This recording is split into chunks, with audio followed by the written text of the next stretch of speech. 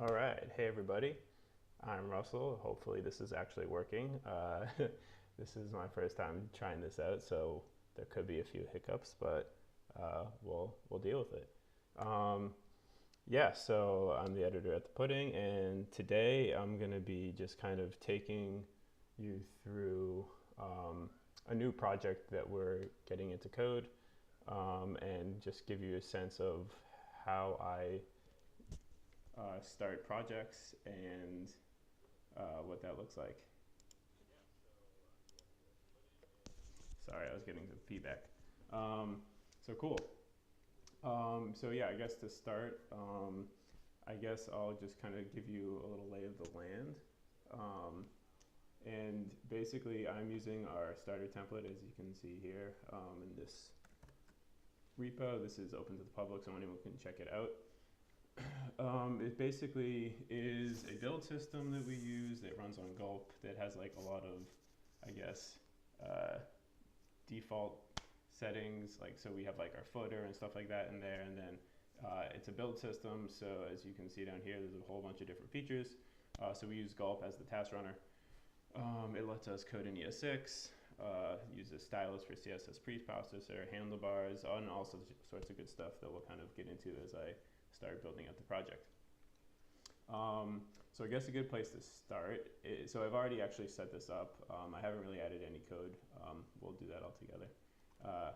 But I guess a good place to start is explain what the project is that I'm working on, and just give you a little bit of background so you kind of, everything I do in code makes sense. So it's a pretty straightforward project, and hopefully we'll be releasing it next week at some point. And as you can see here, this is just, well, there's the title, or working title. So basically it's a sports story. It's looking at the one-hit wonders in sports. So taking that kind of concept from music and applying it to athletes. And here's just like a quick mock-up that I've been working on with Jan, who's one of my new coworkers, and she put this together yesterday. So it's basically going to be this kind of sequence of line charts that goes through a couple different sports and highlights a few players. And it's very repetitive, which is great for coding. There's going to be some small multiples, but it's pretty straightforward from, I guess, a design and implementation standpoint.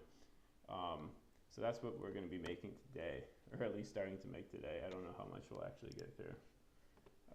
So I guess to start, I'll just start where I normally would. So first, I guess I'll go through the real bare bones setup of our project repo, and just kind of get into it. So let's see, so basically there's a lot of stuff going on in this repo, but everything that really matters is in the source folder. And let me actually go ahead and start running the project. So like I said, we use Gulp. So in the root of the project, I just run Gulp, and that will basically create a local server, listen for changes, and automatically refresh the page and all that stuff. So as you can see, this is kind of how all of our projects begin. They have some filler info here and then our footer. I like to kind of take everything out at the start just so we can kind of start from scratch and then add that back in pieces as we need them. So everything starts with the HTML, right? So that starts with our index file. Like I said, we're using handlebars. If you're not familiar, you can Google it. It basically just lets you add a little bit of logic to your HTML, and you'll see some of the benefits of that very shortly. So it looks, at the heart of it, it looks like normal HTML with a few other things mixed in here. These are like the handlebars. So I have a bunch of, these are called partials, so you can actually inject other files into your HTML, so it makes it so you can keep your HTML kind of cleaner and partialed out, which is great. So just showing you this one, meta, it is what it sounds like. It's all the metadata, so it doesn't, fill up that file. And the first thing I'm actually going to do is go ahead and comment out the footer, because we don't want that loading it every time as I'm working locally, so we can just get rid of that for the time being. And then we get into the actual HTML that we're going to be adding to this, which starts with intro. So you can see there's already something here. So if we go to the intro partial, you can see, and maybe I should make this slightly wider. You can see there's some stuff going on here, and then we've got our first injection, which is this thing meta.title. So the cool thing is we can have a JSON file, and whatever we put in here will update the headline. However, we're going to take this one step further. So I like to do most of my copy in a Google Doc, because it's just way easier to edit text in Google Docs than it is in a code editor, and it allows for like sharing it with other people and all that good stuff. So basically I'm going to be putting all the copy in here and using a thing called Archie, which will allow us to convert this Google Doc to JSON, which then we'll inject into our HTML. So as you can see, I've got some stuff written out already. And at the heart of Archie, if you're not familiar with it, it's kind of key value pairs. So you can use Google Docs, you can use whatever you want. Google Docs is obviously great for collaboration, so that's what I'm using. So right now we have this head, we've got deck, and then we've got this slightly more complicated looking thing. So how do we actually get this into our code? Well, let's go back to the terminal, and I have a task called fetch Google. So I run fetch Google, and it basically will take down, first I have to, sorry, I forgot, I skipped a step. We have to actually specify which Google Doc we want. So the first thing we actually need to do is grab this key here, which is how you identify a unique Google Doc. And then I have a config file where it expects me to put that in there. And so now if we run the task called fetch Google, it's going to pull down that Google Doc and convert it to a JSON file. So if we look locally, we now have this JSON file called copy.json, which has all the same stuff that's in the Google Doc. And essentially we've just created a little micro CMS, which is pretty sweet. So now if we want to use this thing in our intro, let's switch back over here. And we can simply say copy.head, and let's go ahead and actually comment this out for now. And when we reload, we'll now see that's coming from that JSON file, and there we go. So the next thing is, you can see I have this other thing here. So this is, in Archie, is a freeform array. So here, obviously, I just want this to be my intro text. And then I've got this other array, which we'll get to in a second.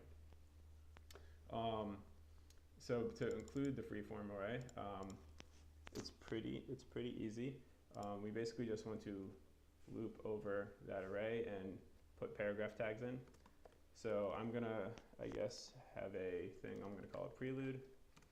So we're in the intro still. And then for every paragraph in here, I want to create a paragraph tag in our HTML. So to do that, we need to use the handlebars each statement, which will loop over every item in prelude. And for each thing it finds, we're going to tell it to inject the value into a p tag. And let's get these things going side by side. And there we go. We now have that intro text in there, which is pretty great.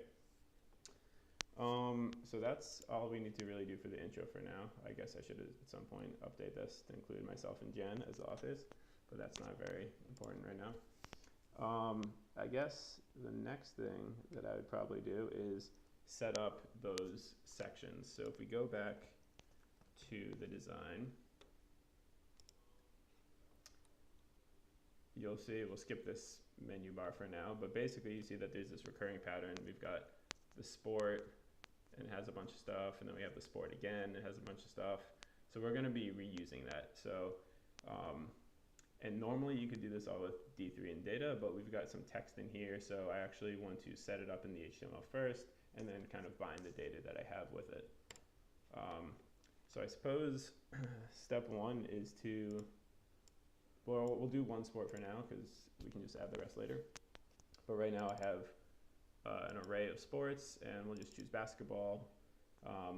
We don't need to explain what this is yet. Hero, you saw there's that kind of one highlight chart, so that's going to be the ID of the person that we want to be in that chart, and then some text, which will end up being some paragraph text to introduce that section. All right, so to include this, we're going to create a new partial. So let's close some of these things since we don't need them anymore. And let's include a new partial called sports. And it should throw an error, which is good because it's missing that file. It doesn't exist yet, so let's create it. And so everything I have goes in this partials folder. And again, this is all explained in the documentation. So if you want to know more about like where everything lives, definitely check that out. Okay, so we're creating this file. And let's see. So we want to go through each copy.sports. And we want to go ahead and create a div with an ID. I think I called it ID. So we can like anchor link to those different sections. And let's see, we also probably want to give it a class so we can start styling it. Sport. And, oh, then I think let's see. Oh yeah, I'm going to want this league information at some point, so we might as well just include that as a data attribute. Data-league.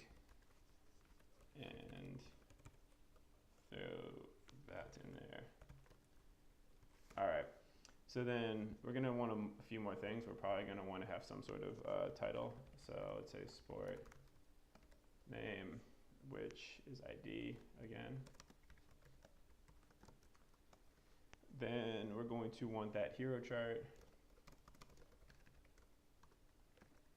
We'll keep up with this BEM-like naming convention, I suppose. And then, oh yeah, I think I called it, yep, hero. So we can, again, so we'll be able to grab that attribute and filter our data and be able to add the right thing.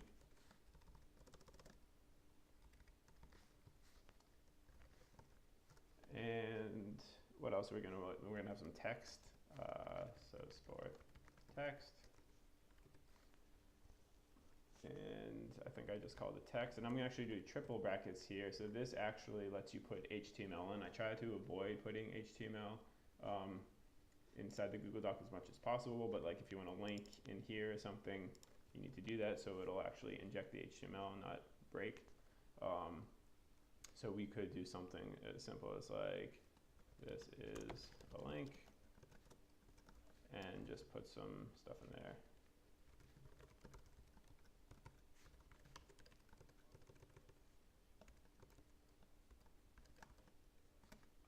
And we'll see that in a second. And then the other thing we're going to want, the last thing I forgot, is the small multiples. So we'll call that sport multiples. And so that'll be all the rest of the charts. All right, so let's save that. Let's also fetch Google again. Oh, fetch Google. So we can hopefully see that link now. And there we go. So we've got the title, and then we've got that piece of text. And if we inspect this, you'll see that it looks like that parcel we just created. So it has all that stuff in there. And just to show you that it actually is functions as like an array, we can actually just go ahead and add another one in here, say baseball, and MLB, and I don't know who it'll be yet. And let me say this is baseball. And now when we run go fetch Google again, we will, or should see, baseball pop in a second. There we go. Sweet. So I think that's enough HTML setup for now. Let's actually get into some JavaScript. And there's a whole lot of setup to do here. So usually step one is loading data, cleaning the data, binding the data to the DOM, starting to set up like resize functions, all that stuff. It's not the most glamorous, so if I do another one of these, we'll maybe get into some more of the interesting D3 visual stuff, but this is mostly going to be a lot of, I guess, scaffolding kind of things, but always necessary at the start of the project. And I think everyone kind of approaches it differently, so this is how I do it. All right, so quick lay of the land for, here, let me put this on the bottom. So quick lay of the land in terms of the JavaScript in this starter template.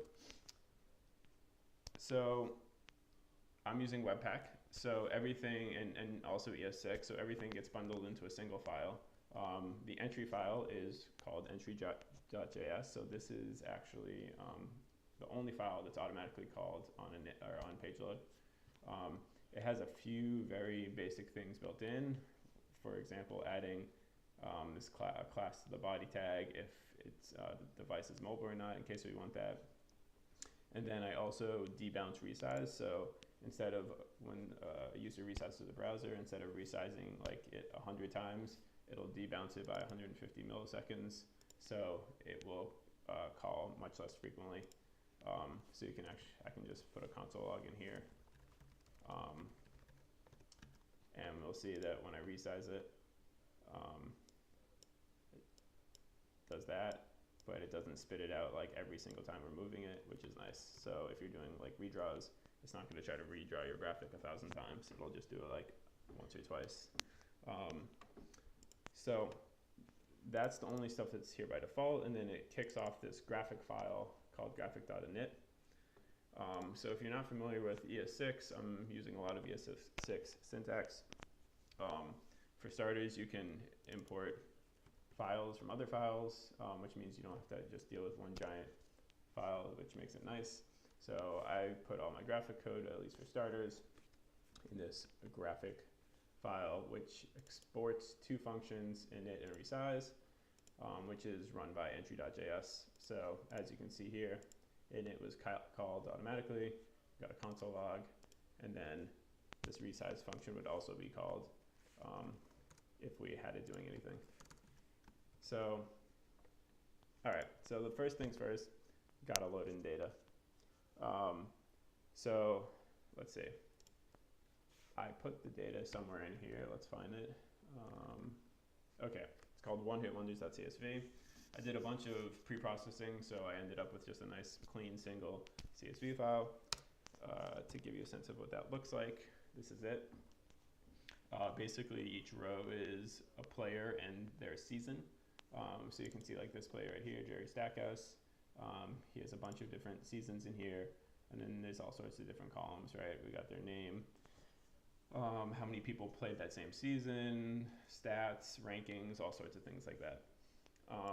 So we are going to take this and load it in. And so let's do that. So basically the first thing, oh, also I should mention I'm using Jetpack. I'll show you if you're not familiar, Jetpack is a convenience wrapper that speeds up your daily work with D3.js. Basically, it has a bunch of nice shorthands and convenience functions and stuff like that. So it's D3 with a little bit of extra stuff. So if you see things like selector.at, that's the same as selector.attribute. So apologies in advance if you see something foreign. All right, so the first foreign thing is they have this function called d3.loaddata, which lets you pass multiple data files at once. We only have one, so we aren't going to be taking advantage of that, but it's nice. So the first thing first is specify where our file lives, load the file, and then when it's done loading, call the setup function, which doesn't exist yet. Okay, so load data, which is a Jetpack function. It returns an error or a response, and the response in this case is an array, because like I said, you can load multiple files, and it'll figure it out. So we just care about response of 0. 1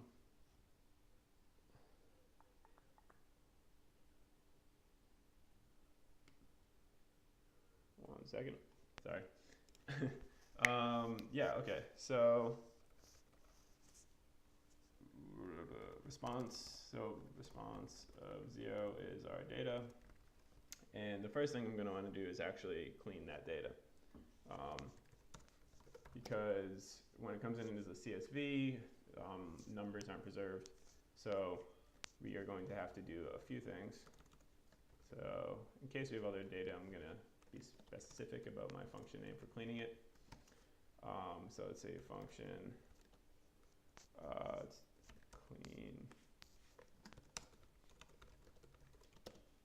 clean wonder data, and this will expect data. And just to make sure this is actually working, let's just go ahead and do a console.log of our data. I'm going to use console.table here.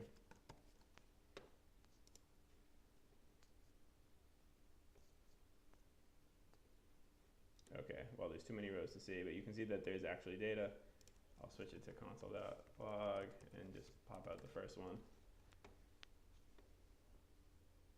Okay, so this is what an object looks like. As I said, we got some numbers here, so we want to convert basically numbers to strings, and the strings to numbers, and then I believe there's like one boolean in here. There it is. So I'm going to convert that to a boolean. So let's go ahead and grab the column names. So we're going to map over the array. And again, more ES6. This is the arrow function. It's the same as writing function D, but it's obviously shorter, and there's a few other things that come along with it. So like one such thing is, instead of having to then say like return so-and-so, we can just immediately return an object. And actually the first thing I want to do is return an object, but then basically copy over every property that exists in that object. And so you can actually use this. I always forget if it's called destructuring or the spread operator. I think it's the spread operator in ESX, which will do the same, essentially say, if you were to say year, d.year, this extracts all the properties that were in D and essentially does this.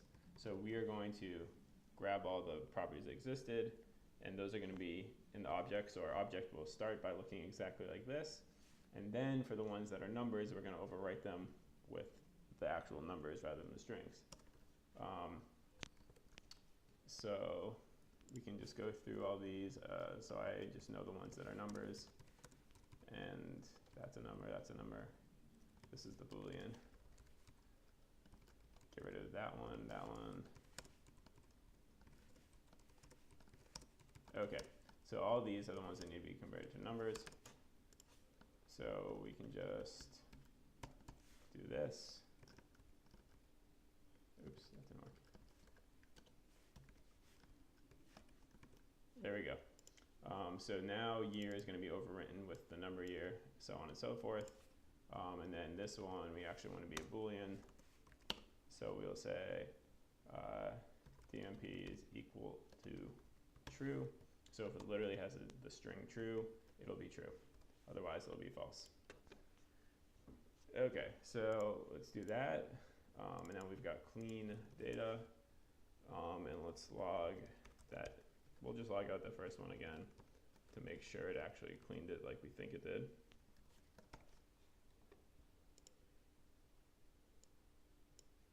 BNP is not defined. We need to do d.bnp. Okay, so now we look at the object. We see that this looks great. We have numbers where we expect numbers. That's a good thing. Okay, cool. So next step. So also I should mention we're gonna end up nesting this data, but I want to just store this kind of raw data in case we want to do anything with the entire data set. Like let's pretend we want to find a max rank for all the players. Then we want this kind of flattened version somewhere still. So I'm actually gonna just store this kind of pseudo globally. Another nice thing about Webpack, if you haven't used it before, is even though this variable exists outside of all the functions, it's not actually global. It is scoped to this file. So it creates a little closure with each file. So Wonder data won't exist in any other files unless we explicitly export it. Okay, so but now Wonder data will be accessible in any of these functions, so we got that going for us. Okay. So we have it here. I suppose the next thing I want to do is actually go ahead and set up each sport. So I guess the first thing I would probably do is, so we have all the sports in here, right, in the DOM. So the first thing I'm actually going to do is bind this data to those DOM elements. So then we can create the charts within each section. So to do that first, let's create and store a D3 selection. I like to use the $sign. I don't use jQuery. And so I like to just use the $sign to indicate that a variable is a DOM element. It just helps me more visually quickly recognize when I'm working with a DOM element versus like a number or something. So let's go ahead and select all the, I think I call them sports. I don't usually deal with this vertical stack, so bear with me. Okay, so we're going to select all the sports. That's cool. And save it to this variable sport. And then let's basically loop through each of them and set up each of those kind of sections. So we can just do sport.each, and we'll just make a function called setUpSport.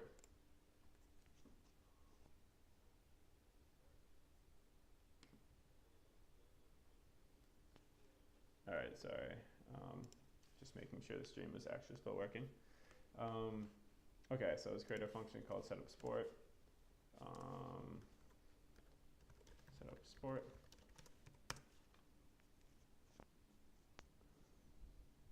And there's probably going to be a lot that goes inside of here. So first, we obviously want to just make sure we have access to that selector.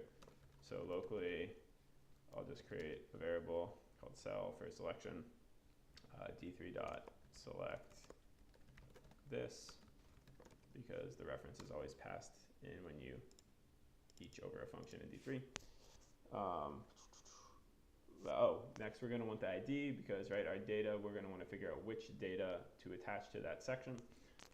So let's grab the ID from the DOM element. And then we are going to want to, well, first let's see that this is working. It's always a good thing. Okay, cool. The next thing we want to do is, what is the next thing we want to, we want to filter the data down just to data for each sport and use that and attach that, I suppose, to the DOM and then use that to create the charts and so on and so forth. So let's filter our data down. So we'll just create a local variable data. And we want to say wonder data.filter d dot sport is equal to ID. I believe it's called sport. Let's just double check. Oh, it's called sport name.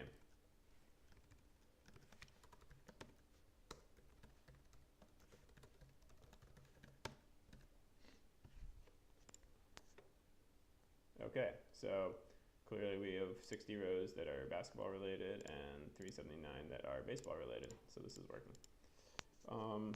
The next thing I'm going to do, I'm not sure if I need to do this, I'm going to do it, is just bind this data to that DOM element.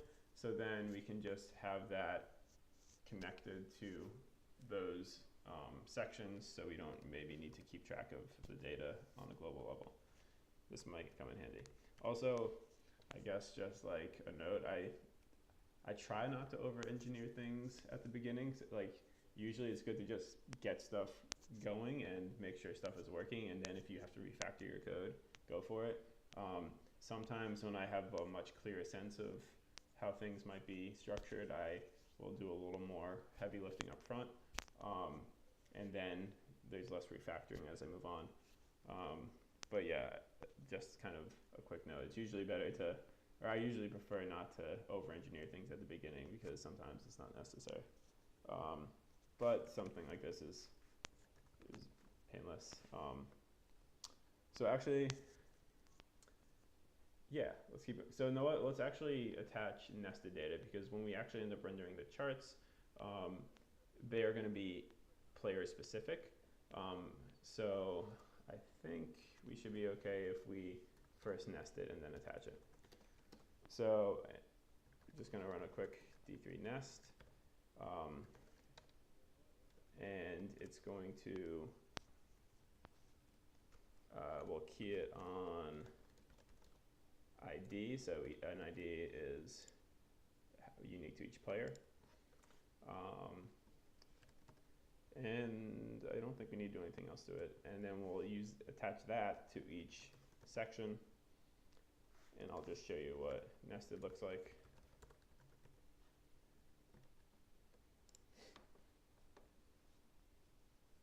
Okay, so now we have 5 players here.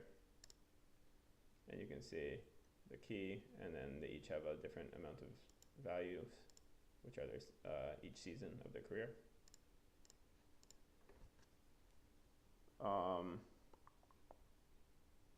Yeah, so I suppose now we actually want to go ahead and create something that makes each chart initially. So let's see. All right, so we created the sport multiples. So let's start there because that's pretty straightforward. So we'd say cell.select sport multiples dot select all chart. So this will be like, there's no chart that exists yet, so we're going to just do the classic enter append D3. So it needs to know the data, which is nested dot enter dot append, and we're going to append actually a div, and I'll explain why in a little bit. And let's start there. Make sure it actually worked.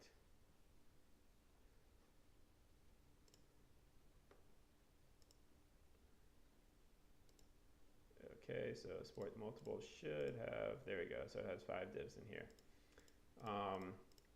So I'm going to do it this way, because basically what I'm going to do is create all the size and layout with CSS, and then I can just grab like the dimensions of that container when I'm creating the graphic in the SVG, and just not have to actually do any calculations for figuring out like what the widths and heights are and stuff. That'll all be based on these chart containers.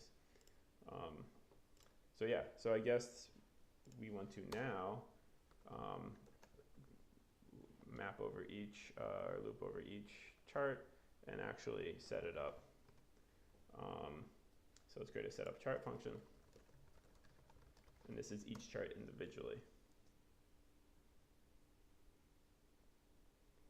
All right, so like always, you need to have a reference to the DOM element. I should probably also add some comments because I'm not going to be working on this by myself. So sorry, Jan. I haven't been commenting. So I guess the first thing we need to do is now kind of tangent a little bit, because this is obviously a very reusable component, so it makes sense to actually create a reusable kind of chart function. So this will be like setup chart instance, and we're gonna create a new chart variable, and we'll call it step chart because I'm doing these kind of stepper line charts. And so now we get to kind of go into this whole other world of creating a reusable chart function. If you haven't already, I tried to make reusable charts file stock towards reusable charts. So he has this great blog post from a while ago about reusable charts. This is loosely inspired by that. Each time I create it, it's a little bit different, especially when you're dealing with resizing or updating data. There's a lot of different nuance involved in creating a reusable chart function. So yeah, we will first need to import this chart function from a file that doesn't exist. It just will make it a lot cleaner to have it elsewhere. Okay. So we are going to create this new file, and we're going to export a single function. We'll just call it step chart. The name doesn't actually matter. And let's save this as step chart. And so now when it's imported here, it won't give us an error. And this should all technically work, even though it won't actually do anything, because there's nothing in there. Okay, our import worked though, and okay. So I'm not gonna, I'll explain a little bit of what I'm doing. But for starters, we're gonna have some local variables here. So things like we'll probably wanna store the width. We'll probably wanna store the height. Same with the data, even though I don't think that's ever gonna be changing, but we'll see. Maybe an ID. Okay, so we have a couple variables that are, I guess they are either, I'll consider them updatable, or accessible outside of here, meaning the other file can maybe access them. And then I usually follow this pattern where I have a setup function that runs once, and I just set everything to null and stuff up top just to, so we have it. A resize function, and then an update function.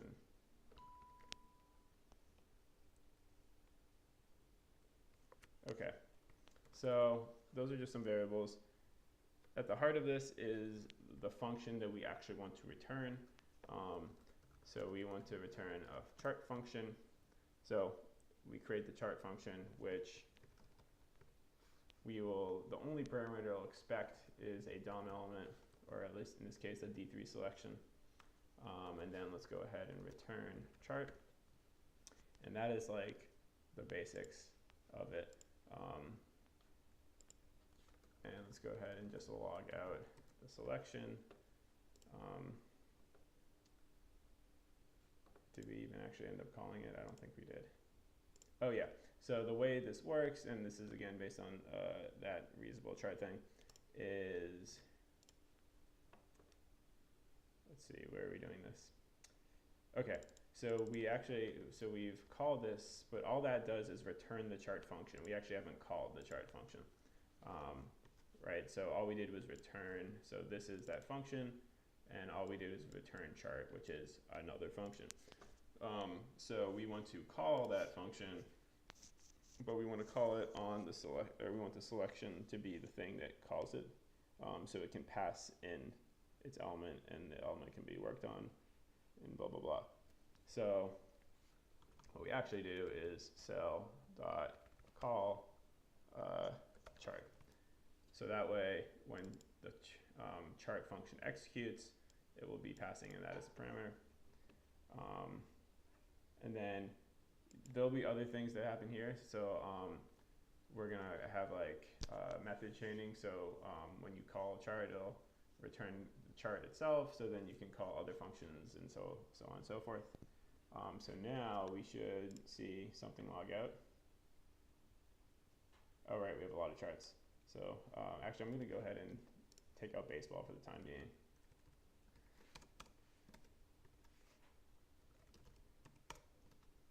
Okay.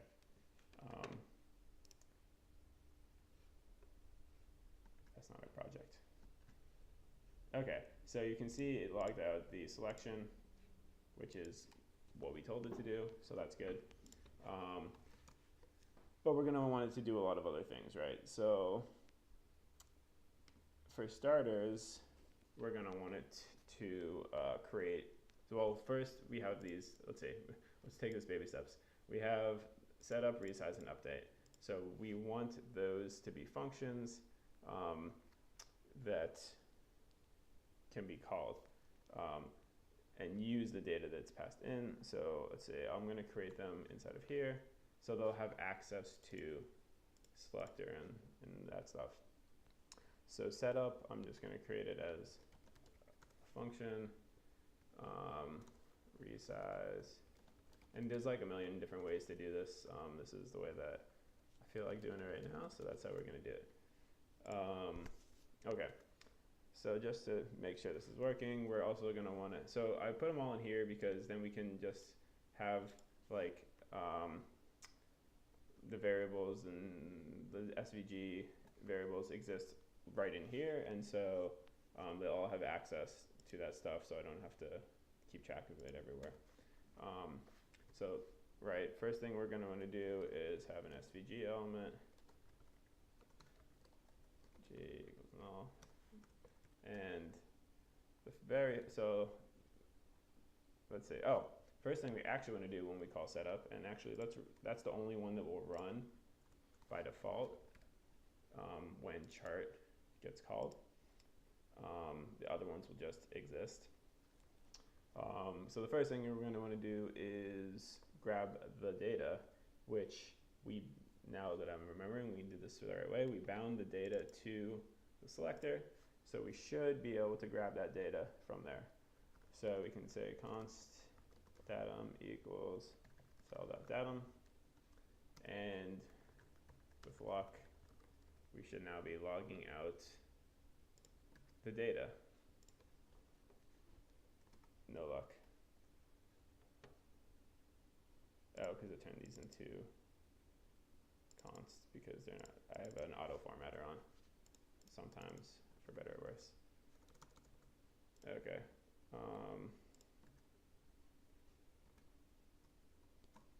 Okay, we're all good. Okay, there we go. So for each chart, it grabbed the data that was associated with that outer DOM element, and there we go. We've got the data, which is awesome. We really don't care about the key here, so the only thing we'll store is the values. So let's actually go ahead and we had it stored out here for some reason. We'll keep that like that. So say data equals datum.values, so we can hang on to it. And then we can also, we also decided to hang on to that ID just in case. So ID is datum.key, so we can store those. And again, let's just make sure setup is running. And we'll log out ID and data.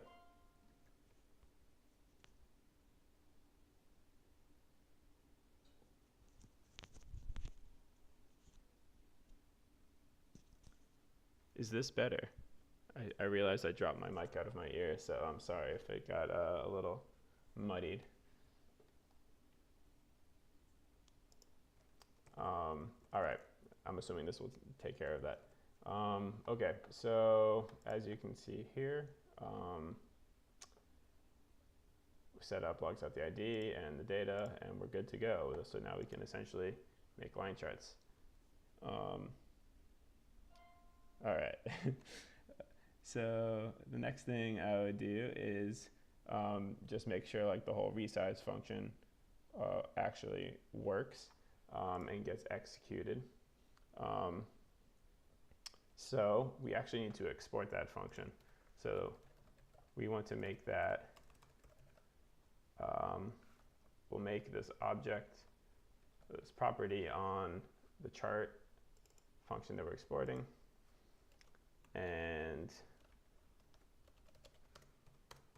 when it's called, we can simply call resize and then return chart. And so that gets into the whole chaining thing that I was talking about before.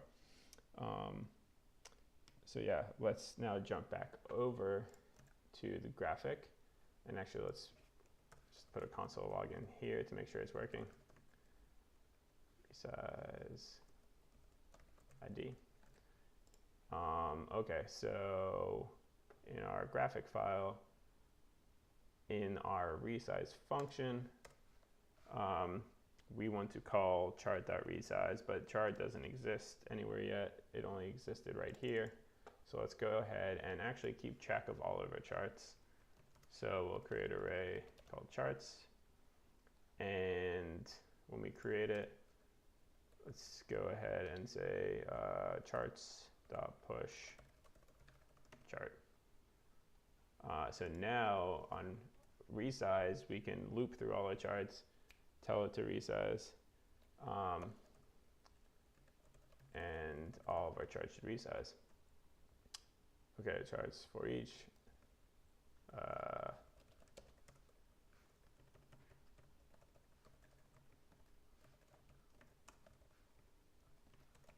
That should do it. Nope. That should do it. That should do it, except we haven't triggered a resize function. So let's just do one after all the setup is done. And there we go. Sweet. Okay. What is next? I guess I'll probably fill out a little bit more of that chart thing. So other things that we could export, I don't know if we're going to be needing to do this, but if we want the data to be updatable, we could say chart dot data equals val. So we'll create a new function. This would actually look like this, but you don't need the parentheses if it's a single parameter with arrow functions. So it'll probably get rid of that when I save. And so we can make this a getter setter, right? So we can say if arguments dot length. So if they call, you know, chart dot data like that, it will return data. If they pass it something, it'll set. So if arguments dot length, so if there's nothing in there, return data. And that's actually why I was storing it here, so we have access to it. Otherwise, it can set the data, so we can say data equals val. And then we'd obviously want to update our chart. So that's also why I made this function scoped here. Even though it's defined in here, we can still execute it from here. So then we can say update. And we probably would want to do other things, like also change the ID. I don't know. This is good for now. We're kind of getting ahead of ourselves. Okay, so that's now like this exported function that exists if we so desire. I guess the next thing I do is just start fleshing out setup, right? And maybe even before that, going ahead and doing a little bit to make sure our elements have some space. So let's maybe jump into CSS because we haven't done any of that yet. And I see we only have about 10 minutes or so here. Okay, so if we look at sports multiples, we got charts, but they have width and no height, right? Because there's nothing in them. And their width is just full screen because they're a div and they're going to take up all the space because they're display block. So I'm using stylus. there's nothing in here, but basically if you've used a CSS preprocessor like Sass or Less, it's the same thing, just with some different syntax. Yeah, I'll create actually a new file. I like to do some stuff globally in this file, but this file will be dedicated just to the small multiples, I guess. So I'll call it multiples.style.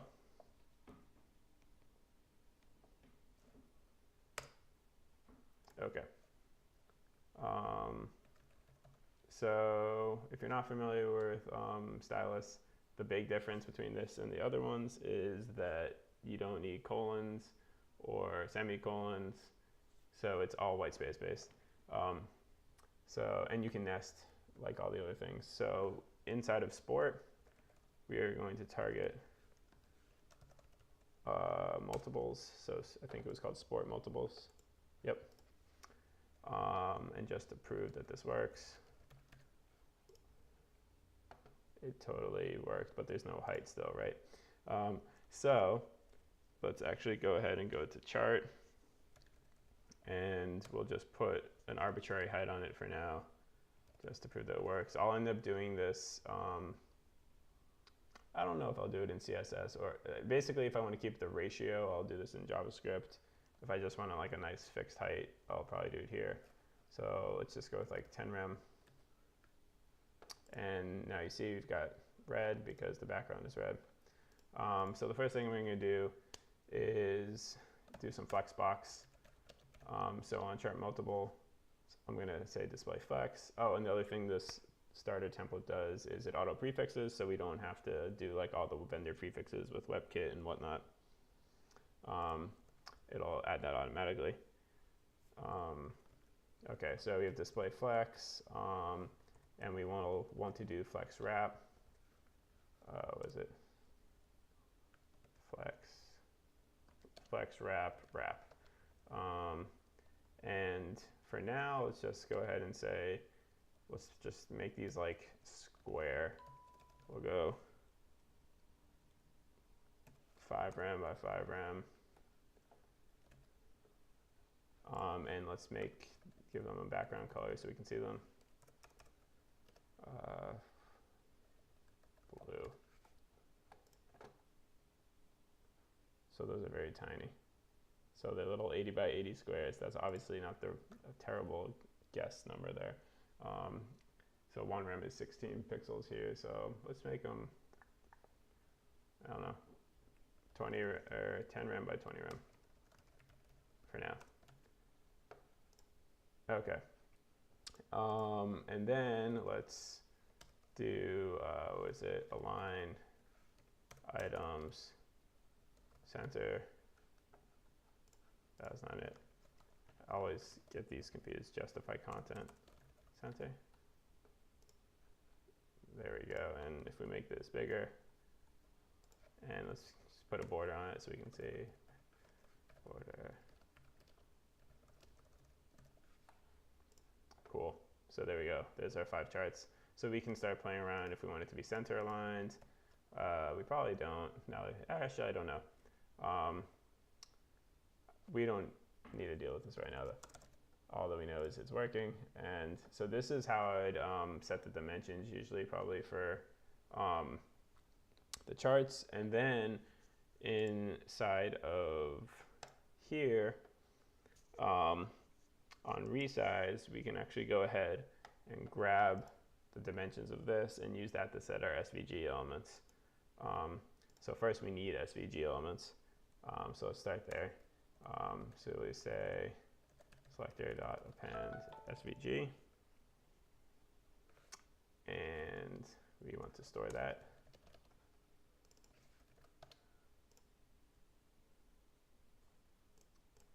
And g equals svg.append g. And then in resize, let's just make sure that happened. There we go. As you can see, they're just the default, what is it, 300 by 150.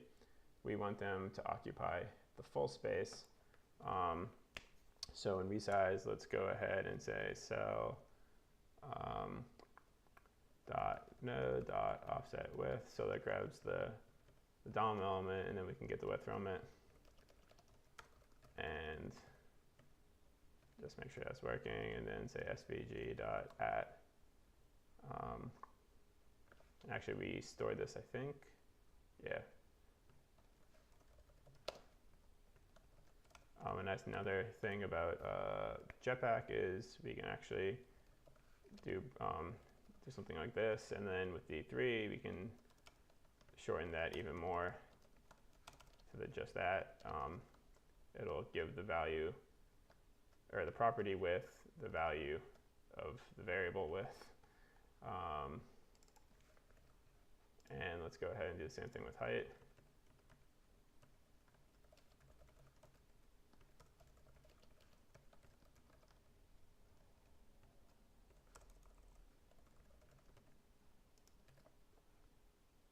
And let's make our SVG elements. And I'm going to be better here. I'm going to have some better naming conventions.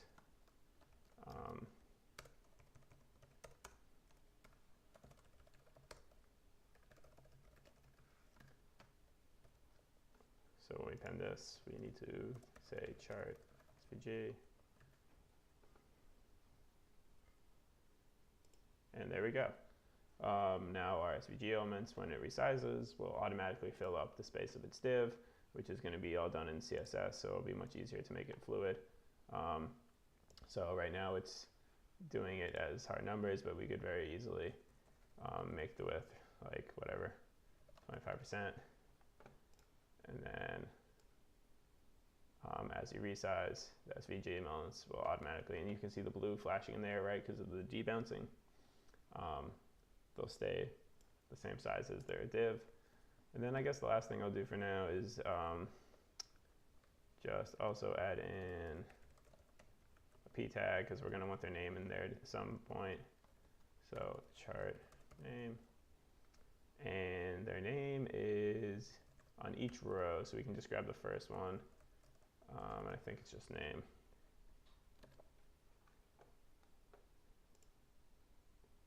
And as you can see, that funked it all up because it's doing normal HTML layout. So we probably actually want to make our the name be position absolute, so it can just be overlaid on top of the chart.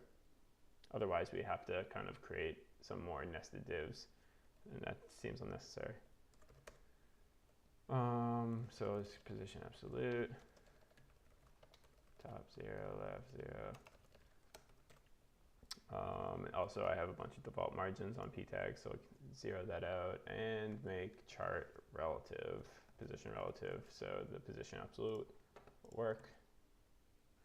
And there we go. And okay, that totally didn't work. With 100%. There we go. All right. So that's an hour. I guess, yeah, thanks. Hopefully this was like interesting to some people. If not, I'm sorry. But I guess if there's more interest for more of this stuff, I can get more into the actual chart making next time. And otherwise, I hope everybody has great weekends. All right. See you guys.